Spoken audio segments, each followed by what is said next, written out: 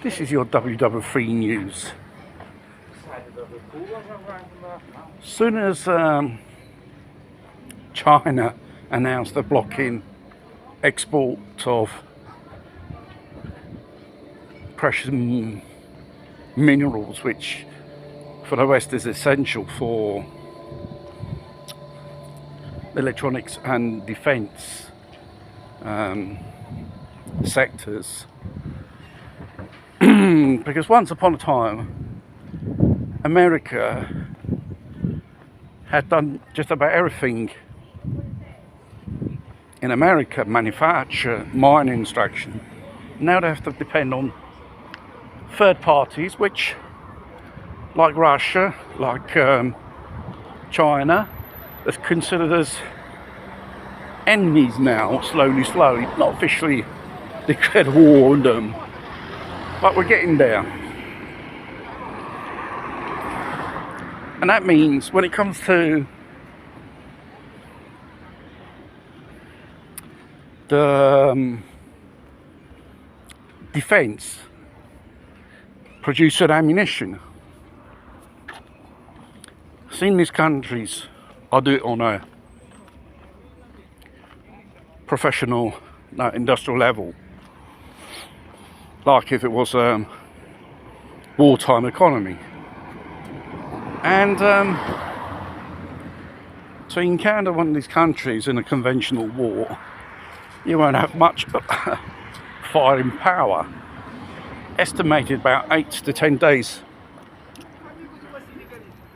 before you run out of ammunition.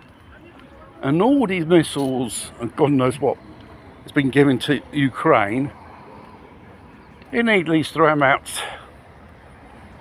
10 years to replace them, to be manufactured. And American and NATO countries, those who have nuclear arsenals, will their plutonium cores work if they have to launch a nuclear missile in case of an attack or some time? Because, like I said, America used to produce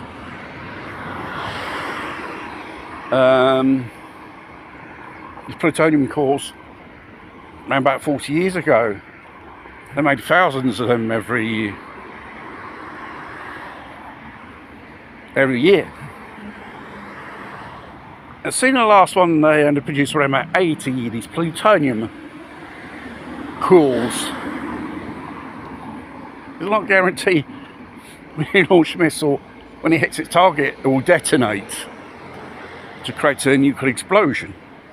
But strangely enough, China, Russia, Iran, and even other countries who have nuclear weapons, they managed to produce these plutonium cores. And regarding the numbers of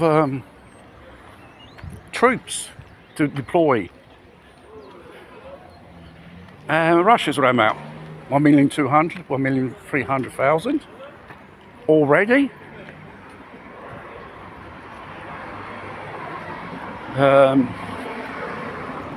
Other NATO countries,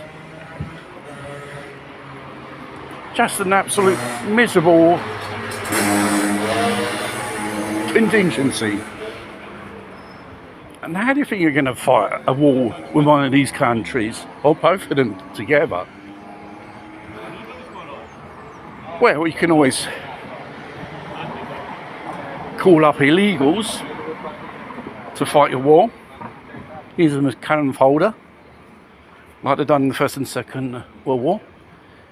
This is a globalist war for domination. It's a question of resources. And how they're able to fight it with a lack of manpower, with a lack of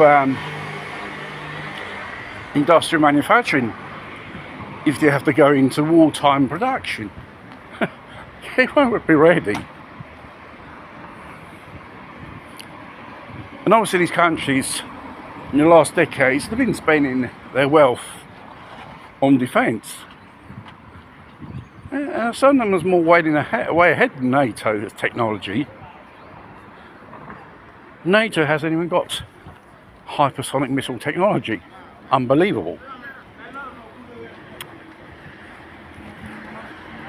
So the West can't fight a war with Russia or China. You know, the fact is,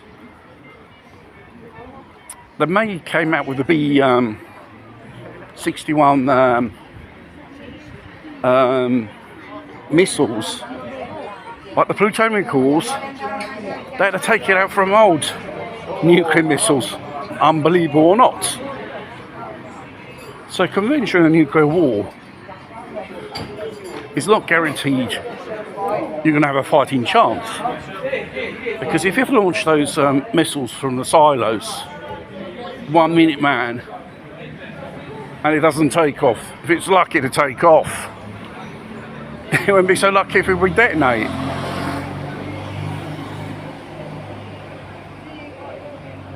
It's a bit mad the West wage war with the East. But mind you, we're returning back to a historical period. The Great Depression in 1929, 10 years of hardship. That in the 10 years, bingo, we have World War. Reset everything, reconvert industry for industrial military purposes. And the bad thing is, they'll probably want your sons and daughters to fight this war in the future.